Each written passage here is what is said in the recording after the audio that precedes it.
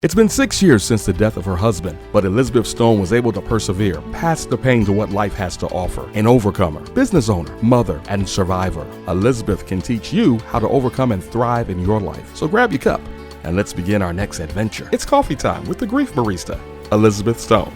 Welcome to Coffee Time with the Grief Barista. I am Elizabeth, a grief and transition coach with Widow Journey.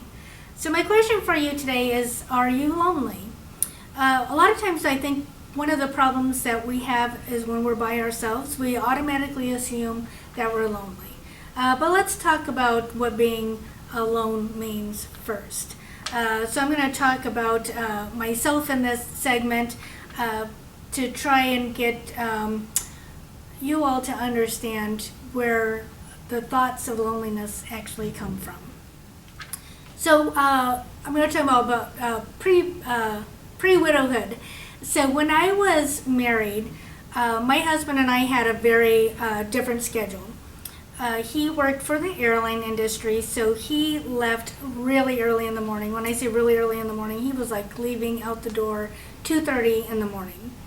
I normally did not get up until about 5:30 or 6 o'clock because for the most part I worked in the retail world, and so my retail shifts usually started very early mornings, but not quite as early as his. So when I got up, I was by myself. I dressed myself, showered by myself, ate, took the dogs out. I would drive to work. When I got to work, did all my stuff that I needed to do. And when it came to lunchtime, my preference was not to go to lunch with the coworkers because I really wanted to be by myself. Because that was the time that I could kind of clear out my head and do what I needed to do. Once work finished, I would go to the grocery store by myself. Sometimes I would go to the gym, and then I would head home. The biggest difference is that when I got home, I served kind of a different purpose. I was a wife, a mother, the caretaker, cleaning the dishes, doing laundry, doing all of those things. And so when I got home, I never really was alone. But that's not to say that I didn't have times that even in all of that crowded mess when I was at work and even coming home, that I felt lonely. So loneliness is actually a feeling that happened with me during certain times because of what I was telling myself. So post marriage, now being a widow, my routines basically stayed the same. I still got up about the same time, still had the same job, so I was going to work at the same time, and I was doing those same things, except for when I would go to lunch, I was like, I really want to go to lunch with somebody today. So I used to look for anybody. Even if it was somebody I didn't really care for, I was like, hey, let's have lunch. Because I was so afraid of being alone. Because now all of a sudden in my mind I'm thinking, I woke up alone. Well, I woke up alone before, but now I woke up alone. So I was making it feel different because I'm like, now I'm lonely. So when I didn't want that camaraderie before, now I'm looking for it, even in the wrong places, which sometimes is not always a good thing. But it was taking away that alone feeling. Then, get done with work, I lost my appetite to go to the grocery store because, I was only shopping for myself, and that was a whole other issue that I just couldn't deal with. Sometimes I would go to the gym, but I would get to the gym and I'd look around, and, most of the time people go to the gym by themselves. But I focused in on everybody that was with somebody else. I could see all the couples. I'm like, look at that couple working out over there. Well, I'm never going to have anybody to work out with again. And I'd see another couple working out together. And, in my mind I was thinking, here I am all by myself. I am so lonely.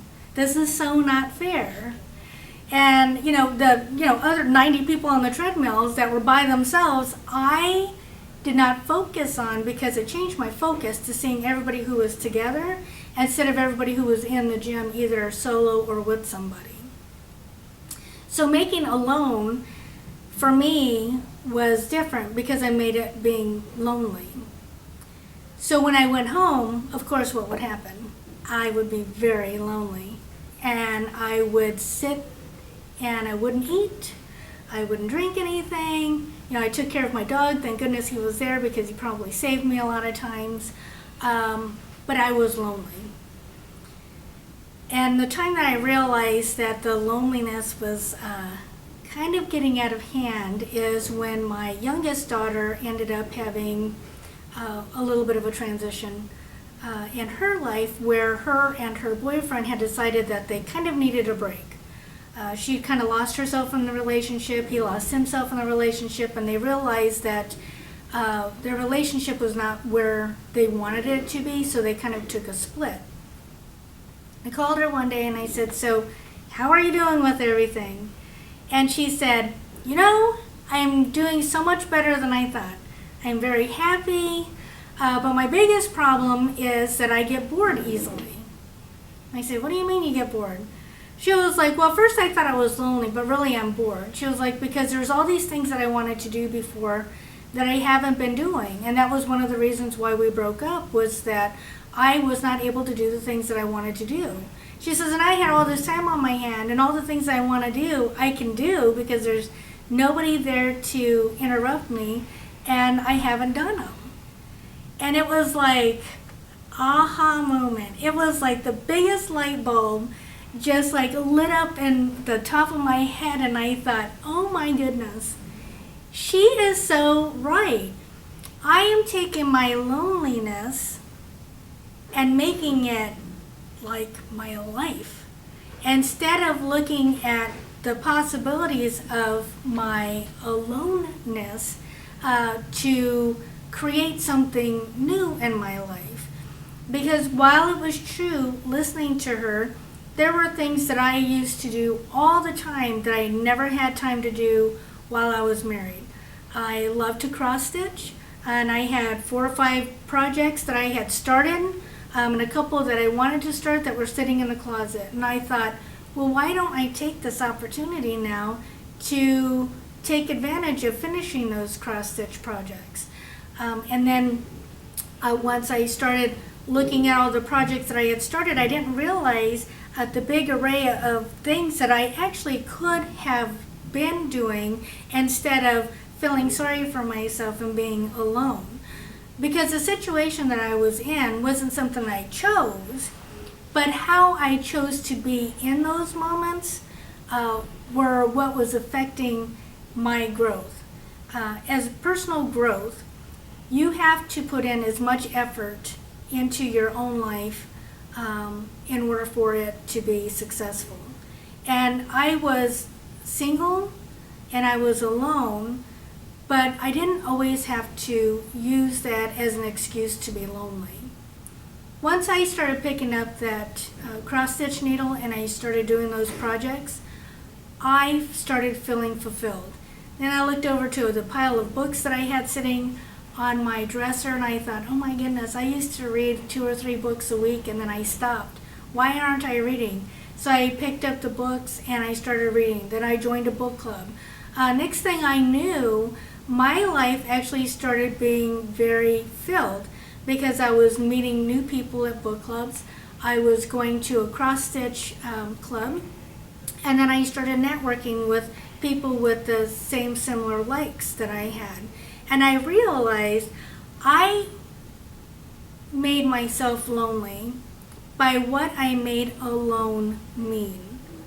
And if it was not for the conversation I had for my daughter, I wouldn't have realized that I would have lost a lot of time.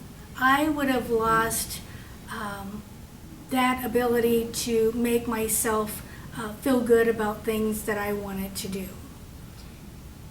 Now, it's not a very easy transition, and there are still times that I get lonely. Because, in the evenings and when you want to talk to that person, I used to talk to my husband about, what happened at work and plans that we had. That all changed.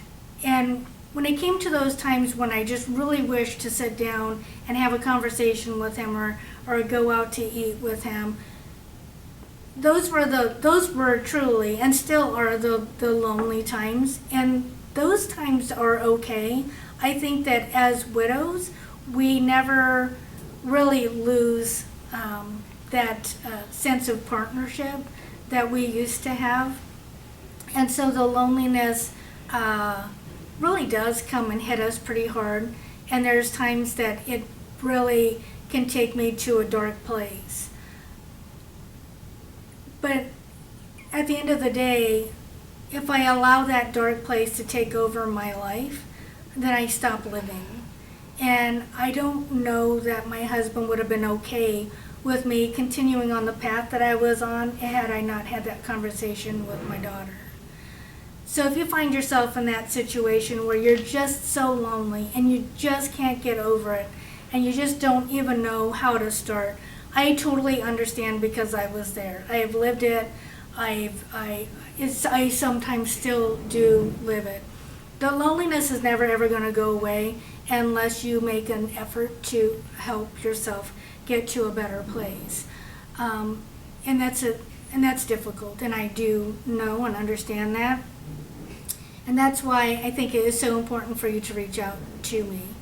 As a coach, one of the best gifts that I can give is understanding and support. And if you are in that situation where you really want to get over that loneliness and that pain, and you want to start really living a better life and feel fulfilled, reach out to me. You can reach me at elizabeth@widowjourney.com. You can reach out to me at 919-885-0400 or my Facebook page. The most important investment you can make is in yourself. Thank you for joining Coffee Time with the Grief Barista, Elizabeth Stone. If you have additional questions or comments for the Grief Barista, just email her at elizabeth@widowjourney.com or call 919-885-0400. That's 919-885-0400. Or contact her online at www.widowjourney.com. You can also log on to Facebook at Widow Journey. Accessories provided by Your Style Choice $5 Paparazzi Accessories. Fashion consultant by Tammy Johnson Blunt of First Lady Fashions Incorporated. Special thanks to the Forks Cafeteria and Catering, Wake Forest, North Carolina. This is a 2021 Grief Barista DLB Multimedia production. All rights reserved.